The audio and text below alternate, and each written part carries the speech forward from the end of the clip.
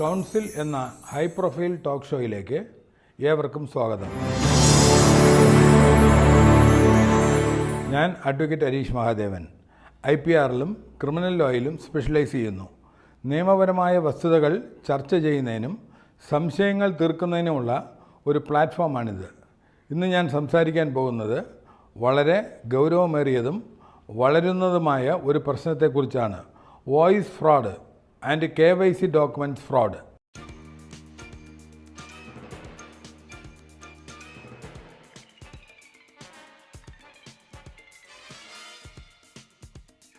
മരിച്ചവരുടെ തിരിച്ചറിയൽ രേഖകളുടെ ദുരുപയോഗം.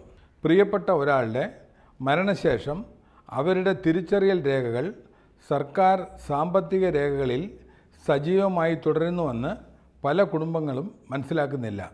ഈ രേഖകൾ ശരിയായി റിപ്പോർട്ട് ചെയ്യുകയും റദ്ദാക്കുകയും ചെയ്തില്ലെങ്കിൽ അവ തട്ടിപ്പുകാരുടെ കയ്യിലെ ശക്തമായ ഉപകരണങ്ങളായി മാറും. KYC തട്ടിപ്പ് എന്താണ്? അത് എങ്ങനെ സംഭവിക്കുന്നു? മരിച്ചവരുടെ രേഖകൾ എങ്ങനെ ദുരുപയോഗം ചെയ്യുന്നു? ഭാവിയിലെ തട്ടിപ്പുകൾ തടയാൻ ഓരോ കുടുംബവും മരണശേഷം ഉടൻ എന്ത് ചെയ്യണം എന്നതിനെക്കുറിച്ച് അവബോധം സൃഷ്ടിക്കുക എന്നതാണ് ഇന്നത്തെ എൻ്റെ ലക്ഷ്യം. ആദ്യം KYC എന്താണെന്ന് അർത്ഥമാക്കുന്നതെന്ന് നമുക്ക് മനസ്സിലാക്കാം. KYC എന്നാൽ നോ യുവർ കസ്റ്റമർ. നിങ്ങളുടെ ഉപഭോക്താവിനെ അറിയുക എന്നതാണ്. ഒരു വ്യക്തിയുടെ ഐഡൻറ്റിറ്റിയും വിലാസവും പരിശോധിക്കാൻ ബാങ്കുകൾ, ധനകാര്യ സ്ഥാപനങ്ങൾ, ടെലികോം കമ്പനികൾ, സർക്കാർ അധികാരികൾ എന്നിവ ഉപയോഗിക്കുന്ന ഒരു പ്രക്രിയയാണിത്. Aadhaar card, PAN card, voter ID, driving licence, passport, ration card എന്നിവ സാധാരണ KYC രേഖകളിൽ ഉൾപ്പെടുന്നു. ഈ രേഖകൾ ഇന്ത്യയിലുടനീളം ഐഡൻറ്റിറ്റിയുടെ തെളിവായി അംഗീകരിക്കപ്പെടുന്നു. അവ വ്യാപകമായി അംഗീകരിക്കപ്പെട്ടതിനാൽ അവ വ്യാപകമായി ദുരുപയോഗം ചെയ്യപ്പെടുന്നു. ബാങ്ക് അക്കൗണ്ടുകൾ തുറക്കുന്നതിനോ വായ്പ നേടുന്നതിനോ സിം കാർഡുകൾ സജീവമാക്കുന്നതിനോ പെൻഷൻ പിൻവലിക്കുന്നതിനോ ഇൻഷുറൻസ് ക്ലെയിം ചെയ്യുന്നതിനോ കള്ളപ്പണം വെളുപ്പിക്കുന്നതിനോ അല്ലെങ്കിൽ നിയമവിരുദ്ധമായ ഇടപാടുകൾ നടത്തുന്നതിനോ ആരെങ്കിലും മറ്റൊരാളുടെ തിരിച്ചറിയൽ രേഖകൾ നിയമവിരുദ്ധമായി ഉപയോഗിക്കുമ്പോഴാണ് KYC തട്ടിപ്പ് സംഭവിക്കുന്നത്. വർദ്ധിച്ചു വരുന്ന ഡിജിറ്റലൈസേഷനോടൊപ്പം തട്ടിപ്പുകാർക്ക് ഇനി യഥാർത്ഥ ഫിസിക്കൽ ഡോക്യുമെൻ്റ് ആവശ്യമില്ല. ഒരു സ്കാൻ ചെയ്ത പകർപ്പ്, ചോർന്ന ഡാറ്റാബേസ് അല്ലെങ്കിൽ ഒരു ഫോട്ടോ പോലും ചിലപ്പോൾ തട്ടിപ്പ് നടത്താൻ മതിയാകും. രേഖ മരിച്ച ഒരു വ്യക്തിയുടേതാണെങ്കിൽ ഇത് കൂടുതൽ അപകടകരമാകും. കാരണം സംശയാസ്പദമായ പ്രവർത്തനം കണ്ടെത്താൻ യഥാർത്ഥ വ്യക്തി ജീവിച്ചിരിപ്പില്ല. KYC രേഖകൾ ഉപയോഗിച്ച് നടക്കുന്ന തട്ടിപ്പുകളുടെ തരങ്ങൾ നമുക്ക് പരിശോധിക്കാം. മോഷ്ടിച്ച ആധാർ, പാൻ വിശദാംശങ്ങൾ ഉപയോഗിച്ച് വ്യാജ ബാങ്ക് അക്കൗണ്ടുകൾ തുറക്കുന്നതാണ് ഒരു സാധാരണ തട്ടിപ്പ്. ഈ അക്കൗണ്ടുകൾ പിന്നീട് തട്ടിപ്പ് പണം സ്വീകരിക്കാൻ മ്യൂൾ അക്കൗണ്ടുകളായി ഉപയോഗിക്കുന്നു. മറ്റൊരു തരം ഡിജിറ്റൽ വായ്പാ തട്ടിപ്പാണ്. തട്ടിപ്പുകാർ ആപ്പ് അധിഷ്ഠിത വായ്പകൾ എടുക്കാൻ ആരുടെയെങ്കിലും പാൻ കാർഡും ആധാറും ഉപയോഗിക്കുന്നു. ആദായ നികുതി റീഫണ്ട് തട്ടിപ്പും സാധാരണമാണ്. കുറ്റവാളികൾ റീഫണ്ടുകൾ ക്ലെയിം ചെയ്യാൻ മരിച്ച വ്യക്തിയുടെ പാൻ ഉപയോഗിച്ച് വ്യാജ റിട്ടേണുകൾ ഫയൽ ചെയ്യുന്നു. സിം കാർഡ് തട്ടിപ്പ് മറ്റൊരു ഗുരുതരമായ പ്രശ്നമാണ്. വ്യാജ KYC രേഖകൾ ഉപയോഗിച്ച് ഡ്യൂപ്ലിക്കേറ്റ് സിം നൽകുകയും സൈബർ കുറ്റകൃത്യങ്ങൾക്ക് ഉപയോഗപ്പെടുത്തുകയും ചെയ്യുന്നു. രേഖകൾ അപ്ഡേറ്റ് ചെയ്യാത്ത മരിച്ച ഒരാളായി ആരെങ്കിലും ആൾമാറാട്ടം നടത്തിയാൽ സ്വത്ത് തട്ടിപ്പ് സംഭവിക്കാം. അധികാരികളെ അറിയിക്കാത്തതിനാൽ മരണശേഷവും പെൻഷൻ എടുക്കുന്നത് തുടരുന്നു. പെൻഷൻ തട്ടിപ്പും വ്യാപകമാണ്.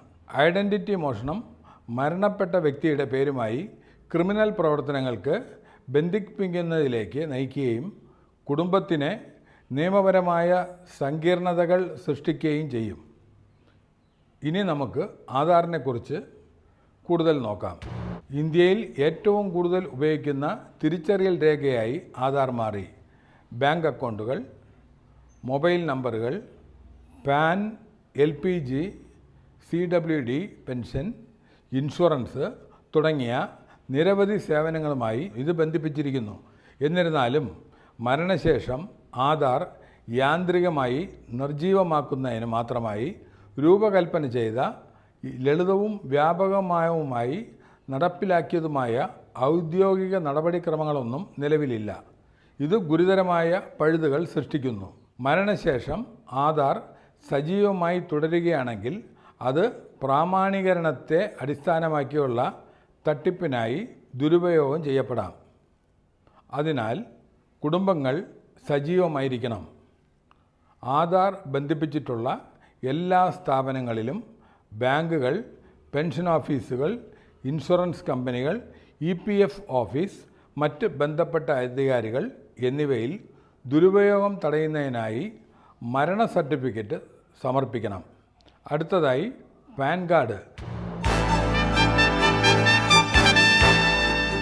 സാമ്പത്തിക ഇടപാടുകൾക്കും ആദായ നികുതി ആവശ്യങ്ങൾക്കും പാൻ നിർണായകമാണ്.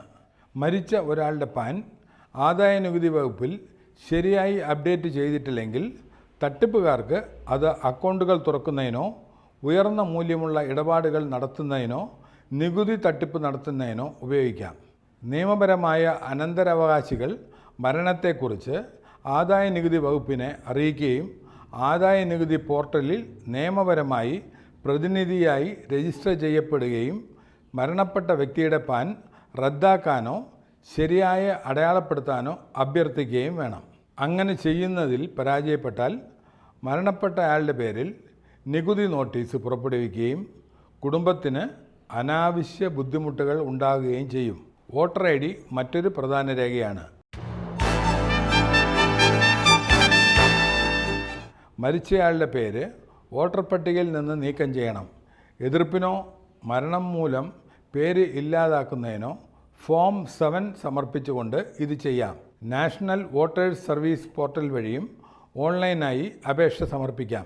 മരണ സർട്ടിഫിക്കറ്റ് സമർപ്പിച്ച ശേഷം തിരഞ്ഞെടുപ്പ് കമ്മീഷൻ പേര് പരിശോധിച്ച് നീക്കം ചെയ്യും. കൃത്യമായ വോട്ടർ പട്ടിക നിലനിർത്തുന്നതിന് മാത്രമല്ല, രാഷ്ട്രീയമോ വഞ്ചനാപരമോ ആയ ആവശ്യങ്ങൾക്കായി വ്യക്തിത്വം ദുരുപയോഗം ചെയ്യുന്നത് തടയുന്നതിനും ഈ നടപടി പ്രധാനമാണ്. ഡ്രൈവിംഗ് ലൈസൻസും റദ്ദാക്കേണ്ടതുണ്ട്. കുടുംബം റീജിയണൽ ട്രാൻസ്പോർട്ട് ഓഫീസറെ അറിയിക്കുകയും ലൈസൻസ് റദ്ദാക്കണമെന്ന് അഭ്യർത്ഥിച്ച് മരണ സർട്ടിഫിക്കറ്റ് സമർപ്പിക്കുകയും വേണം. ലൈസൻസ് റദ്ദാക്കിയില്ലെങ്കിൽ തിരിച്ചറിയൽ രേഖയ്ക്കോ നിയമവിരുദ്ധമായ വാഹന ഇടപാടുകൾക്കോ പോലും ലൈസൻസ് ദുരുപയോഗം ചെയ്യപ്പെട്ടേക്കാം. മരിച്ചയാൾക്ക് പാസ്പോർട്ട് ഉണ്ടെങ്കിൽ അത് പാസ്പോർട്ട് ഓഫീസറെ അറിയിക്കണം. റദ്ദാക്കുന്നതിന് പാസ്പോർട്ട് മരണ സർട്ടിഫിക്കറ്റിനോടൊപ്പം സമർപ്പിക്കേണ്ടതാണ്. അന്താരാഷ്ട്ര തലത്തിൽ സാധുതയുള്ള തിരിച്ചറിയൽ രേഖയാണ് പാസ്പോർട്ട്.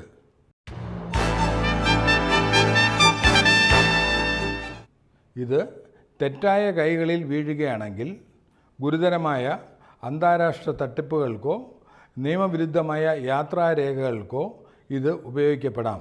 ബാങ്ക് അക്കൗണ്ടുകൾക്കും ലോക്കറുകൾക്കും അടിയന്തര ശ്രദ്ധ ആവശ്യമാണ്. മരണശേഷം നോമിനിയോ നിയമപരമായ അനന്തരാവകാശിയോ ബാങ്കിനെ രേഖാമൂലം അറിയിക്കുകയും മരണ സർട്ടിഫിക്കറ്റ് സമർപ്പിക്കുകയും ക്ലെയിം പ്രക്രിയ ആരംഭിക്കുകയും വേണം. ഒരു നോമിനി രജിസ്റ്റർ ചെയ്തിട്ടുണ്ടെങ്കിൽ ശരിയായ പരിശോധനയ്ക്ക് ശേഷം ബാങ്ക് ഫണ്ട് കൈമാറും. നോമിനി അല്ലെങ്കിൽ പിന്തുടർച്ച അവകാശ സർട്ടിഫിക്കറ്റോ നിയമപരമായ അനന്തരാവകാശ സർട്ടിഫിക്കറ്റോ ആവശ്യമായി വന്നേക്കാം. ലോക്കറുകളും ബാങ്കിൻ്റെ നടപടിക്രമങ്ങളിലൂടെ ഔപചാരികമായി കൈകാര്യം ചെയ്യണം. അക്കൗണ്ടുകൾ ശ്രദ്ധിക്കാതെ വിടുന്നത് അനധികൃത ഇടപാടുകൾ, ATM ദുരുപയോഗം അല്ലെങ്കിൽ ഡിജിറ്റൽ തട്ടിപ്പ് എന്നിവയ്ക്കുള്ള സാധ്യത വർദ്ധിപ്പിക്കുന്നു. മരിച്ചയാളുടെ പേര് ഒഴിവാക്കാൻ റേഷൻ കാർഡ് രേഖകളും അപ്ഡേറ്റ് ചെയ്യണം. ഇത് സർക്കാർ സബ്സിഡികളുടെ ദുരുപയോഗം തടയുകയും കൃത്യമായ പൊതുരേഖകൾ ഉറപ്പാക്കുകയും ചെയ്യുന്നു. ഈ പ്രക്രിയകളെല്ലാം ബന്ധിപ്പിക്കുന്ന ഒരു പ്രധാന രേഖയാണ് മരണ സർട്ടിഫിക്കറ്റ്. മരണ സർട്ടിഫിക്കറ്റാണ് മരണത്തിൻ്റെ പ്രാഥമിക നിയമപരമായ തെളിവ്. ഇതില്ലാതെ അധികാരികൾക്ക് രേഖകൾ അപ്ഡേറ്റ് ചെയ്യാൻ കഴിയില്ല. മരണ സർട്ടിഫിക്കറ്റ് രജിസ്റ്റർ ചെയ്ത ഉടൻ കുടുംബങ്ങൾ മുനിസിപ്പൽ അതോറിറ്റിയിൽ നിന്ന് മരണ സർട്ടിഫിക്കറ്റിൻ്റെ ഒന്നിലധികം സാക്ഷ്യപ്പെടുത്തിയ പകർപ്പുകൾ നേടണം. ഇത് ഒരു ഔപചാരികത മാത്രമല്ല, നിയമപരമായ അടച്ചുപൂട്ടലിൻ്റെയും വഞ്ചന തടയലിൻ്റെയും അടിത്തറയാണ്. സ്ഥാപനങ്ങളിൽ വിശാലമായ ഉത്തരവാദിത്വമുണ്ട്. ബാങ്കുകൾ, പെൻഷൻ ഓഫീസുകൾ, സർക്കാർ വകുപ്പുകൾ എന്നിവ ഇടയ്ക്കിടെ മരണരേഖകൾ പരിശോധിക്കണം. മരണങ്ങൾ റിപ്പോർട്ട് ചെയ്യുമ്പോൾ തിരിച്ചറിയൽ ആശയക്കുഴപ്പം ഒഴിവാക്കാൻ പത്രങ്ങളും മാധ്യമ സ്ഥാപനങ്ങളും വസ്തുതാ പരിശോധന ഉറപ്പാക്കണം. സർക്കാർ വകുപ്പുകൾ ഡാറ്റാബേസുകൾ സംയോജിപ്പിക്കണം. ഇങ്ങനെ ഒരു മരണം രജിസ്റ്റർ ചെയ്ത് കഴിഞ്ഞാൽ ലിങ്ക് ചെയ്ത ഐഡികൾ യാന്ത്രികമായി ഫ്ലാഗ് ചെയ്യും. അത്തരം വ്യവസ്ഥാപിത പരിഷ്കാരങ്ങൾ ഉണ്ടാകുന്നതുവരെ കുടുംബതലത്തിൽ അവബോധം നിർണായകമാണ്. ഇപ്പോൾ ഞാൻ ചില പ്രായോഗിക നിർദ്ദേശങ്ങൾ നൽകട്ടെ. മരണശേഷം ഉടൻ തന്നെ Aadhaar, PAN, voter ID, passport, driving licence, ration card, bank അക്കൗണ്ടുകൾ, ഇൻഷുറൻസ് പോളിസികൾ, പെൻഷൻ അക്കൗണ്ടുകൾ, ഡിമാറ്റ് അക്കൗണ്ടുകൾ, പ്രോപ്പർട്ടി റെക്കോർഡുകൾ, മൊബൈൽ നമ്പറുകൾ തുടങ്ങിയ എല്ലാ തിരിച്ചറിയൽ രേഖകളുടെയും ഒരു ചെക്ക് ലിസ്റ്റ് സൃഷ്ടിക്കുക. ബന്ധപ്പെട്ട എല്ലാ അധികാരികളെയും രേഖാമൂലം അറിയിക്കുക. രസീതുകൾ സുരക്ഷിതമായി സൂക്ഷിക്കുക. കുറച്ച് മാസത്തേക്ക് ബാങ്ക് അക്കൗണ്ടുകൾ നിരീക്ഷിക്കുക. വ്യാജ വായ്പകൾ സജീവമല്ലെന്ന് ഉറപ്പാക്കാൻ മരിച്ചയാളുടെ ക്രെഡിറ്റ് റിപ്പോർട്ട് പരിശോധിക്കുക. എല്ലാ രേഖകളും ശ്രദ്ധാപൂർവം സൂക്ഷിക്കുകയും പകർപ്പുകൾ അനാവശ്യമായി പങ്കിടാതിരിക്കുകയും ചെയ്യുക. ഐഡൻറ്റിറ്റി ഒരു സ്വത്താണെന്ന് ഒരു സമൂഹമെന്ന നിലയിൽ നാം മനസ്സിലാക്കണം. മരണശേഷവും നിയമപരമായി ഒരു വ്യക്തിയുടെ വ്യക്തിത്വം ദുരുപയോഗം ചെയ്യപ്പെടാം. തട്ടിപ്പുകാർ നിഷ്ക്രിയമോ നിരീക്ഷിക്കപ്പെടാതെയോ ആയ ഐഡൻറ്റിറ്റികൾക്കായി സജീവമായി തിരയുന്നു. കാരണം അവ എളുപ്പമുള്ള ലക്ഷ്യങ്ങളാണ്. KYC തട്ടിപ്പിനെതിരെ ബോധവൽക്കരണമാണ് ഏറ്റവും ശക്തമായ സംരക്ഷണം. ഉപസംഹാരമായി KYC തട്ടിപ്പ് ഒരു സാമ്പത്തിക കുറ്റകൃത്യം മാത്രമല്ല, അത് അന്തസ്സിൻ്റെയും വിശ്വാസത്തിൻ്റെയും ലംഘനമാണ്. ഉത്തരവാദിത്തം സർക്കാരിനും പൗരന്മാർക്കും തുല്യമാണ്.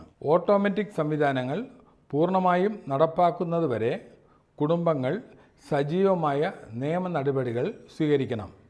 മരണ സർട്ടിഫിക്കറ്റ് ഉടൻ നേടുക. ബന്ധപ്പെട്ട എല്ലാ വകുപ്പുകളെയും അറിയിക്കുക. Aadhaar, PAN, voter ID, driving licence, passport, സാമ്പത്തിക അക്കൗണ്ടുകൾ എന്നിവ റദ്ദാക്കുകയോ അപ്ഡേറ്റ് ചെയ്യുകയോ ചെയ്യുക. വോട്ടർ പട്ടികയിൽ നിന്നും റേഷൻ കാർഡുകളിൽ നിന്നും പേര് നീക്കം ചെയ്യുക. നിങ്ങളുടെ പ്രിയപ്പെട്ടവരുടെ പാരമ്പര്യവും വ്യക്തിത്വവും സംരക്ഷിക്കുക. ശരിയായ സമയത്ത് എടുക്കുന്ന ഒരു ചെറിയ നടപടിക്ക് ഭാവിയിൽ വൻതോതിലുള്ള തട്ടിപ്പുകൾ തടയാൻ കഴിയും. ഐഡൻറ്റിറ്റി സംരക്ഷണം ജീവിതത്തിൽ അവസാനിക്കുന്നില്ല, അത് മരണശേഷവും തുടരുന്നു. ജാഗ്രത പാലിച്ച് KYC തട്ടിപ്പിൽ നിന്ന് നിങ്ങളുടെ കുടുംബത്തെ സംരക്ഷിക്കേണ്ടത് നിങ്ങളുടെ കടമയാണ്. ഇതിനൊക്കെ ഒരു പ്രധാന പ്രതിരോധ ആശയം എന്താണെന്ന് പറയാം. SIR updation. കേന്ദ്ര ഗവൺമെൻറ് ചട്ടക്കൂടുകൾക്ക് കീഴിൽ വ്യവസ്ഥാപിതമായ ഐഡൻറ്റിറ്റി റീവെരിഫിക്കേഷനെ സൂചിപ്പിക്കുന്ന SIR അപ്ഡേഷൻ മറ്റൊരു ബ്യൂറോക്രാറ്റിക് ആവശ്യകത മാത്രമല്ല, നമ്മൾ നേരത്തെ ചർച്ച ചെയ്ത വഞ്ചനാ രീതികൾക്കുള്ള ഘടനാപരമായ പ്രതികരണമാണിത്. ഐഡൻറ്റിറ്റി ഡാറ്റാബേസുകൾ ഇടയ്ക്കിടെ അവലോകനം ചെയ്തില്ലെങ്കിൽ അവ തട്ടിപ്പിനുള്ള ഉപകരണങ്ങളായി മാറുന്നു. റിസർവ് ബാങ്ക് ഓഫ് ഇന്ത്യ പോലുള്ള സ്ഥാപനങ്ങൾ ബാങ്കുകൾക്കും ധനകാര്യ സ്ഥാപനങ്ങൾക്കും ആനുകാലിക KYC അപ്ഡേറ്റുകൾ നിർബന്ധമാക്കുന്നു. അതുപോലെ ഐഡൻറ്റിറ്റി പ്രാമാണീകരണ ചട്ടക്കൂടുകൾ നിയന്ത്രിക്കുന്നത് യുണീക്ക് ഐഡൻറ്റിഫിക്കേഷൻ അതോറിറ്റി ഓഫ് ഇന്ത്യയാണ്. KYC ഡോക്യുമെൻറ്റ്സ് തട്ടിപ്പ് തടയുന്നതിന് SIR അപ്ഡേറ്റ് ചെയ്യുന്നതിന് പ്രസക്തമായിരിക്കുന്നത് എന്തുകൊണ്ട്? കാരണം കാലഹരണപ്പെട്ട ഡാറ്റയിൽ വഞ്ചന വളരുന്നു. മരിച്ച ഒരു വ്യക്തിയുടെ ഐഡൻറ്റിറ്റിയുടെ ഉദാഹരണം എടുക്കുക. മരണ സർട്ടിഫിക്കറ്റ് നൽകിയിട്ടും ആ വ്യക്തിയുമായി ബന്ധപ്പെട്ട എല്ലാ KYC രേഖകളും വകുപ്പുകളിലുടനീളം ഔദ്യോഗികമായി റദ്ദാക്കിയിട്ടുണ്ടെന്ന് വ്യക്തമാക്കുന്ന ഒരൊറ്റ ഏകീകൃത സർക്കാർ സർട്ടിഫിക്കറ്റും ഇല്ല. സാങ്കേതികമായി ആധാർ ഇപ്പോഴും സംവിധാനത്തിൽ നിലനിൽക്കുന്നുണ്ടാവാം. നികുതി ഡാറ്റാബേസിൽ പാൻ സാധുവായി തുടരാം. പഴയ ബാങ്ക് ലിങ്ക് ചെയ്ത മൊബൈൽ നമ്പറുകൾ ഇപ്പോഴും സജീവമായിരിക്കാം. ഈ വിടവ് തട്ടിപ്പിനുള്ള പ്രവേശന പോയിൻ്റായി മാറുന്നു. ഐഡൻറ്റിറ്റി ക്രെഡൻഷ്യലുകളുടെ ആനുകാലിക പുനഃപരിശോധന ഉറപ്പാക്കിക്കൊണ്ട് ആ വിടവ് കുറയ്ക്കാൻ SIR അപ്ഡേറ്റ് ലക്ഷ്യമിടുന്നു. ഒരു വ്യക്തി ഒരു നിർദ്ദിഷ്ട സമയത്തിനുള്ളിൽ ആവശ്യമായ പരിശോധന പൂർത്തിയാക്കുന്നതിൽ പരാജയപ്പെട്ടാൽ റിസ്ക് മാർക്കറുകൾ പ്രവർത്തനക്ഷമമാകും. പ്രവർത്തനരഹിതമായ അക്കൗണ്ടുകൾ ഫ്ലാഗ് ചെയ്യുന്നു. ഉയർന്ന മൂല്യമുള്ള ഇടപാടുകൾക്ക് വീണ്ടും ഡോക്യുമെൻറ്റേഷൻ ആവശ്യമാണ്. തട്ടിപ്പുകാർ അക്കൗണ്ടുകൾ തുറക്കുന്നതിനോ വായ്പ നേടുന്നതിനോ ഷെൽ കമ്പനികൾ സൃഷ്ടിക്കുന്നതിനോ വ്യാജ സ്വത്ത് കൈമാറ്റം നടത്തുന്നതിനോ പഴയതോ നിഷ്ക്രിയമോ ആയ ഐഡൻറ്റിറ്റികൾ ഉപയോഗിക്കുന്നതിനുള്ള സാധ്യത ഇത് കുറയ്ക്കുന്നു. SIR അപ്ഡേഷൻ സംവിധാനങ്ങൾ ശക്തമാണെങ്കിൽ സ്ഥാപനങ്ങൾ പേപ്പർ ഒപ്പുകളെയോ റബ്ബർ സീലുകളെയോ മാത്രം ആശ്രയിക്കില്ല. തന്ത്രപ്രധാനമായ ഇടപാടുകൾ പ്രോസസ്സ് ചെയ്യുന്നതിന് മുമ്പ് തത്സമയ പരിശോധന, ബയോമെട്രിക് ഡോക്യുമെൻറ്റേഷൻ അല്ലെങ്കിൽ ഡിജിറ്റൽ മൂല്യനിർണ്ണയം എന്നിവ അവർ നിർബന്ധിക്കും. സ്റ്റാറ്റിക് പ്രൂഫിൽ നിന്നും ഡൈനാമിക് പരിശോധനയിലേക്കുള്ള ആ മാറ്റമാണ് SIR അപ്ഡേഷനെ പ്രധാന ശക്തി. ആനുകാലിക SIR അപ്ഡേറ്റ് നിർബന്ധമാക്കുമ്പോൾ ഇത് പൗരന്മാരെ പരോക്ഷമായി സംരക്ഷിക്കുന്ന സ്ഥാപനപരമായ ഉത്തരവാദിത്തം സൃഷ്ടിക്കുന്നു. SIR അപ്ഡേറ്റ് ചെയ്യുന്നത് യഥാർത്ഥ ഉപഭോക്താക്കളെ ഉപദ്രവിക്കാൻ ഉദ്ദേശിച്ചിട്ടുള്ളതല്ലെന്നും നമുക്ക് മനസ്സിലാക്കാം. ഉയർന്ന അപകട സാധ്യതയുള്ള അക്കൗണ്ടുകൾ, വലിയ ഇടപാട് അളവുകൾക്കുള്ളവ, കോൺടാക്റ്റ് വിശദാംശങ്ങൾ, ഇടയ്ക്കിടെയുള്ള മാറ്റങ്ങൾ അല്ലെങ്കിൽ ദീർഘകാല നിഷ്ക്രിയത്വം എന്നിവയ്ക്ക് കർശനമായ അവലോകനം ആവശ്യമാണ്. അപകട സാധ്യത കുറഞ്ഞ വ്യക്തികൾക്ക് ചെറിയ അസൗകര്യങ്ങൾ മാത്രമേ നേരിടേണ്ടി വരികയുള്ളൂ. ലക്ഷ്യം സന്തുലിതാവസ്ഥയാണ്. അനാവശ്യമായ ഭാരമില്ലാത്ത സുരക്ഷ. നിയമപരമായ വീക്ഷണകോണിൽ നിന്ന് നോക്കുമ്പോൾ SIR അപ്ഡേഷൻ ഉചിതമായ ജാഗ്രതാ മാനദണ്ഡങ്ങളെ ശക്തിപ്പെടുത്തുന്നു. ആനുകാലിക പരിശോധന ഉണ്ടായിരുന്നിട്ടും വഞ്ചന സംഭവിക്കുകയാണെങ്കിൽ ബാധ്യത വിലയിരുത്തൽ കൂടുതൽ വ്യക്തമാകും. സ്ഥാപന തലത്തിൽ അശ്രദ്ധയുണ്ടോ എന്ന് നിർണ്ണയിക്കാൻ ഇത് കോടതികളെ സഹായിക്കുന്നു. ആ അർത്ഥത്തിൽ SIR അപ്ഡേറ്റ് ചെയ്യുന്നത് പ്രതിരോധം മാത്രമല്ല, തെളിവുകളുടെ സ്വഭാവമാണ്. ഏറ്റവും പ്രധാനമായി SIR അപ്ഡേറ്റ് ചെയ്യുന്നത് മരണാന്തര ഐഡൻറ്റിറ്റി ചൂഷണം കുറയ്ക്കുന്നു. ഐഡൻറ്റിറ്റി ഡാറ്റാബേസുകൾ ഇടയ്ക്കിടെ സിവിൽ മരണരേഖകളുമായി സമന്വയിപ്പിക്കുകയാണെങ്കിൽ KYC ക്രെഡൻഷ്യലുകളുടെ വഞ്ചനാപരമായ ഉപയോഗം നേരത്തെ കണ്ടെത്താനാകും. അത്തരമൊരു സംവിധാനമില്ലാതെ പ്രിയപ്പെട്ട ഒരാളുടെ മരണത്തിന് വർഷങ്ങൾക്ക് ശേഷം ആ പേരിൽ ചില വഞ്ചനാപരമായ വായ്പകളോ അക്കൗണ്ടുകളോ തുറക്കുന്നതിനാൽ കുടുംബങ്ങൾക്ക് പീഡനം നേരിടേണ്ടി വന്നേക്കാം. KYC ഒറ്റത്തവണ സമർപ്പിക്കലല്ല, ഇത് തുടർച്ചയായ ഉത്തരവാദിത്തമാണ്. നിയന്ത്രിത സ്ഥാപനങ്ങളിൽ നിന്ന് റീവെരിഫിക്കേഷൻ അല്ലെങ്കിൽ ഐഡൻറ്റിറ്റി അപ്ഡേഷൻ സംബന്ധിച്ച് നിങ്ങൾക്കൊരു ഔദ്യോഗിക ആശയവിനിമയം ലഭ്യമാക്കുമ്പോഴെല്ലാം അത് അവഗണിക്കരുത്. അതിൻ്റെ ആധികാരികത പരിശോധിക്കുകയും പ്രക്രിയ സുരക്ഷിതമായി പൂർത്തിയാക്കുകയും ചെയ്യുക. മൂന്നാമതായി, ഒരു കുടുംബാംഗത്തിൻ്റെ മരണശേഷം എല്ലാ സ്ഥാപനങ്ങളും ഔപചാരികമായി സ്ഥിരീകരണവും രേഖാമൂലം നടത്തുന്നുവെന്ന് ഉറപ്പാക്കുക. വഞ്ചനയ്ക്കെതിരായ പ്രതിരോധ കവചമാണ് SIR അപ്ഡേഷൻ. KYC തട്ടിപ്പാണ് രോഗമെങ്കിൽ SIR അപ്ഡേഷനാണ് വാക്സിൻ. ഇത് സിസ്റ്റത്തെ സ്റ്റാറ്റിക് പേപ്പർ വർക്കിൽ നിന്നും തുടർച്ചയായ പരിശോധനയിലേക്ക് മാറുന്നു. ഇത് ഒപ്പുകളുടെയും സ്റ്റാമ്പുകളുടെയും ദുരുപയോഗം കുറയ്ക്കുന്നു. ഇത് സജീവത്വമല്ലാത്തതും മരിച്ചതുമായ ഐഡൻറ്റിറ്റികളുടെ ചൂഷണം പരിമിതപ്പെടുത്തുന്നു. ഏറ്റവും പ്രധാനമായി ഇത് ദീർഘകാല നിയമപരമായ സങ്കീർണതകളിൽ നിന്നും കുടുംബങ്ങളെ സംരക്ഷിക്കുന്നു. സജീവമായ ഐഡൻറ്റിറ്റി ഗവർണൻസ് കാലത്തിൻ്റെ ആവശ്യമാണ്. അടുത്തതായി വോയിസ് ഫ്രോഡ് എന്താണെന്ന് നോക്കാം.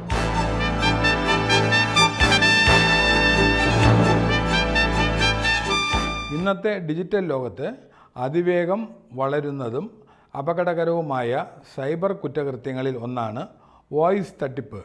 നിങ്ങളുടെ കുട്ടി, നിങ്ങളുടെ പങ്കാളി അല്ലെങ്കിൽ നിങ്ങളുടെ മാതാപിതാക്കൾ എന്നിവർ കരയുകയും അവർ അപകടത്തിലാണെന്നും അടിയന്തര സാമ്പത്തിക സഹായം ആവശ്യമാണെന്നും പറയുന്ന ഒരു ഫോൺ കോൾ ലഭിക്കുന്നത് സങ്കല്പിക്കുക.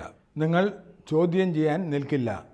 ആ നിമിഷമാണ് തട്ടിപ്പുകാർ കൃത്യമായി ചൂഷണം ചെയ്യുന്നത്. ഒരു വ്യക്തി ആൾമാറാട്ടത്തിലൂടെയോ നൂതനമായ ആർട്ടിഫിഷ്യൽ ഇൻ്റലിജൻസ് സാങ്കേതിക വിദ്യയിലൂടെയോ ശബ്ദ ആശയവിനിമയം ഉപയോഗിച്ച് ഇരകളെ പണം കൈമാറുന്നതിലേക്കോ രഹസ്യ വിവരങ്ങൾ വെളിപ്പെടുത്തുന്നതിലേക്കോ തട്ടിപ്പുകാരന് പ്രയോജനം ചെയ്യുന്ന നടപടികൾ കൈക്കൊള്ളുന്നതിലേക്കോ വഞ്ചിക്കുന്ന കുറ്റകൃത്യമാണ് വോയിസ് ഫ്രോഡ്. പരമ്പരാഗതമായി അത്തരം തട്ടിപ്പിൽ ഒരാൾ ബാങ്ക് ഓഫീസറോ പോലീസ് ഉദ്യോഗസ്ഥനോ ബന്ധുവോ ആണെന്ന് നടിക്കുന്ന ലളിതമായ ആൾമാറാട്ടം ഉൾപ്പെടുന്നു. എന്നിരുന്നാലും ആർട്ടിഫിഷ്യൽ ഇൻ്റലിജൻസിൻ്റെ വികാസത്തോടെ വഞ്ചന കൂടുതൽ സങ്കീർണവും ഭയപ്പെടുത്തുന്നതുമായ ഘട്ടങ്ങളിലേക്ക് പ്രവേശിച്ചു. ഇന്ന് കുറ്റവാളികൾക്ക് സോഷ്യൽ മീഡിയ, വോയിസ് നോട്ടുകൾ, അഭിമുഖങ്ങൾ അല്ലെങ്കിൽ പൊതുപ്രസംഗങ്ങൾ എന്നിവയിൽ നിന്ന് ലഭിച്ച റെക്കോർഡ് ചെയ്ത ഓഡിയോയുടെ ഏതാനും സെക്കൻഡുകൾ മാത്രം ഉപയോഗിച്ച് AI ഉപകരണങ്ങൾ ഉപയോഗിച്ച് ഒരു വ്യക്തിയുടെ ശബ്ദം ക്ലോൺ ചെയ്യാൻ കഴിയും. വോയിസ് ക്ലോണിംഗ് അല്ലെങ്കിൽ ഡീപ്പ് ഫേക്ക് ഓഡിയോ എന്നറിയപ്പെടുന്ന ഈ സാങ്കേതികവിദ്യ ടോൺ, ഉച്ചാരണം താൽക്കാലികമായി നിർത്തുക, വൈകാരിക ആവിഷ്കാരം എന്നിവ ഉൾപ്പെടെ യഥാർത്ഥ വ്യക്തിയോട് ഏതാണ്ട് സാമ്യമുള്ള സംസാരം സൃഷ്ടിക്കാൻ തട്ടിപ്പുകാരെ അനുവദിക്കുന്നു. ധാർമ്മിക അതിരുകൾ അവഗണിക്കുമ്പോൾ സാങ്കേതിക വിദ്യ എങ്ങനെ ദുരുപയോഗം ചെയ്യാമെന്ന് ശബ്ദ തട്ടിപ്പിൻ്റെ പരിണാമം കാണിക്കുന്നു. മുൻകാലങ്ങളിൽ തട്ടിപ്പുകാർ അണിനയിപ്പിക്കുന്ന സംസാരത്തെയും ആത്മവിശ്വാസ തന്ത്രങ്ങളെയും വളരെയധികം ആശ്രയിച്ചിരുന്നു. ഇപ്പോൾ വഞ്ചനയെ കൂടുതൽ ബോധ്യപ്പെടുത്തുന്ന സാങ്കേതിക വിദ്യ ഉപയോഗിച്ച് അവർ ആ മനഃശാസ്ത്രപരമായ തന്ത്രങ്ങൾ മെച്ചപ്പെടുത്തുന്നു. നിങ്ങളുടെ ഫോൺ സ്ക്രീനിൽ നിയമാനുസൃതമായി കാണപ്പെടുന്ന നമ്പറുകൾ പ്രദർശിപ്പിക്കാൻ കോളർ ID സ്പൂഫിംഗ് കുറ്റവാളികളെ അനുവദിക്കുന്നു. ഡാറ്റ ചോർച്ചയും സോഷ്യൽ മീഡിയ ഗവേഷണവും കോൾ ചെയ്യുന്നതിന് മുമ്പ് ഇരകളെക്കുറിച്ചുള്ള വ്യക്തിഗത വിശദാംശങ്ങൾ ശേഖരിക്കാൻ അവരെ പ്രാപ്തരാക്കുന്നു. ഈ തയ്യാറെടുപ്പ് തട്ടിപ്പിനെ ആധികാരികവും വിശ്വസനീയവുമാക്കുന്നു. സാങ്കേതിക കൃത്രിമത്വത്തിൻ്റെയും മാനസിക സമ്മർദ്ദത്തിൻ്റെയും സംയോജനം ശബ്ദ തട്ടിപ്പിനെ പ്രത്യേകിച്ചും അപകടകരമാക്കുന്നു. ഈ പ്രശ്നത്തിൻ്റെ തീവ്രത ഉയർത്തിക്കാട്ടുന്ന നിരവധി യഥാർത്ഥ ജീവിത സംഭവങ്ങൾ ലോകമെമ്പാടും ഉണ്ടായിട്ടുണ്ട്. ഉടൻ മോചനദ്രവ്യം ആവശ്യപ്പെട്ട് തട്ടിക്കൊണ്ടുപോകപ്പെട്ടതോ അപകടത്തിൽപ്പെട്ടതോ ആയ അവകാശപ്പെടുന്ന അവരുടെ കുട്ടിക്ക് സമാനമായ കോളുകൾ മാതാപിതാക്കൾക്ക് ലഭിച്ചിട്ടുണ്ട്. കോർപ്പറേറ്റ് പരിതസ്ഥിതികളിൽ എക്സിക്യൂട്ടീവുകൾ അവരുടെ CEO അടിയന്തര പേയ്മെൻറ്റുകൾ നിർദ്ദേശിക്കുന്നത് പോലുള്ള കോളുകൾ ലഭിച്ചതിന് ശേഷം ദശലക്ഷക്കണക്കിന് ഡോളറുകൾ കൈമാറ്റം ചെയ്തിട്ടുണ്ട്. സംശയാസ്പദമായ ഇടപാടുകളെക്കുറിച്ച് മുന്നറിയിപ്പ് നൽകുകയും OTP പിൻ പോലുള്ള സ്ഥിരീകരണ വിശദാംശങ്ങൾ അഭ്യർത്ഥിക്കുകയും ചെയ്ത ബാങ്ക് ഉദ്യോഗസ്ഥരെന്ന വ്യാജേന വിളിച്ചവർ പ്രായമായവരെ വഞ്ചിക്കുന്നു. ഈ ഓരോ കേസിലും ഇരകൾ സമ്മർദ്ദത്തിനും ഭയത്തിനും വിശ്വാസത്തിനും കീഴിലാണ് പ്രവർത്തിച്ചത്. ശബ്ദം യാഥാർത്ഥ്യമാണെന്ന് തോന്നിയതിനാൽ അവർ തട്ടിപ്പിനെ സംശയിച്ചില്ല. വൈകാരിക കൃത്രിമത്വം ശക്തവും പെട്ടെന്നുള്ളതുമായിരുന്നു. നിയമപരമായ ശബ്ദ തട്ടിപ്പ് ഒന്നിലധികം വിഭാഗത്തിലുള്ള ക്രിമിനൽ കുറ്റകൃത്യങ്ങൾക്ക് കീഴിലാണ്. വഞ്ചന, ആൾമാറാട്ടം, ഐഡൻറ്റിറ്റി മോഷണം, ക്രിമിനൽ ഗൂഢാലോചന, സൈബർ കുറ്റകൃത്യ ലംഘനങ്ങൾ എന്നിവ ഇതിൽ ഉൾപ്പെടുന്നു. വിവരസാങ്കേതിക നിയമങ്ങളുടെ അധികാരപരിധിയിൽ ഡാറ്റയിലേക്കുള്ള അനധികൃത പ്രവേശനവും ഡിജിറ്റൽ ആൾമാറാട്ടവും ബാധകമായേക്കാം. AI ജനറേറ്റ് ചെയ്ത ശബ്ദങ്ങൾ സമ്മതമില്ലാതെ ഉപയോഗിക്കുമ്പോൾ സ്വകാര്യത അവകാശങ്ങൾ, വ്യക്തിത്വ അവകാശങ്ങൾ, ഡാറ്റ സംരക്ഷണ നിയമങ്ങൾ എന്നിവയുമായി ബന്ധപ്പെട്ട പ്രശ്നങ്ങൾ ഉയർന്നു വരുന്നു. തട്ടിപ്പുകാർ പലപ്പോഴും അതിർത്തികൾക്കപ്പുറത്ത് പ്രവർത്തിക്കുകയും വെർച്വൽ നമ്പറുകൾ ഉപയോഗിക്കുകയും മോഷ്ടിച്ച ഫണ്ടുകൾ ലേയേർഡ് അക്കൗണ്ടിലൂടെയോ ക്രിപ്റ്റോ കറൻസിയിലൂടെയോ നീക്കുകയും ചെയ്യുന്നു. ഒരു ഇര വഞ്ചന തിരിച്ചറിയുമ്പോഴേക്കും പണം ഒന്നിലധികം അക്കൗണ്ടുകളിലൂടെ കടന്നുപോയിട്ടുണ്ടാവാം. ഇത് വീണ്ടെടുക്കാൻ ബുദ്ധിമുട്ടാകുന്നു. അടിയന്തര റിപ്പോർട്ടിങ്ങിൻ്റെയും വേഗത്തിലുള്ള നിയമ നടപടികളുടെയും പ്രാധാന്യം ഇത് എടുത്തു കാണിക്കുന്നു. സാമ്പത്തിക നഷ്ടത്തിനപ്പുറം ശബ്ദ തട്ടിപ്പിൻ്റെ ആഘാതം ആഴത്തിൽ മാനസികമാണ്. ഇരകൾ പലപ്പോഴും ഞെട്ടൽ, നാണക്കേട്, ഉത്കണ്ഠ, ശാശ്വതമായ അവിശ്വാസം എന്നിവ അനുഭവിക്കുന്നു. തങ്ങൾ കൂടുതൽ ജാഗ്രത പാലിക്കേണ്ടതിരുന്നുവെന്ന് വിശ്വസിച്ച് പലരും സ്വയം കുറ്റപ്പെടുത്തുന്നു. എന്നിരുന്നാലും ഈ തട്ടിപ്പുകൾ ശ്രദ്ധാപൂർവം രൂപകൽപ്പന ചെയ്തതാണെന്ന് മനസ്സിലാക്കേണ്ടത് പ്രധാനമാണ്. AI സൃഷ്ടിച്ച ആൾമാറാട്ടം പോലുള്ള ഉയർന്നു വരുന്ന ഭീഷണികളെ നേരിടാൻ സാങ്കേതിക വിദ്യയ്ക്കൊപ്പം നിയമവും വികസിക്കണം. ആർട്ടിഫിഷ്യൽ ഇൻ്റലിജൻസ് പുരോഗമിക്കുമ്പോൾ ശബ്ദ തട്ടിപ്പ് കൂടുതൽ സങ്കീർണമാകാൻ സാധ്യതയുണ്ട്.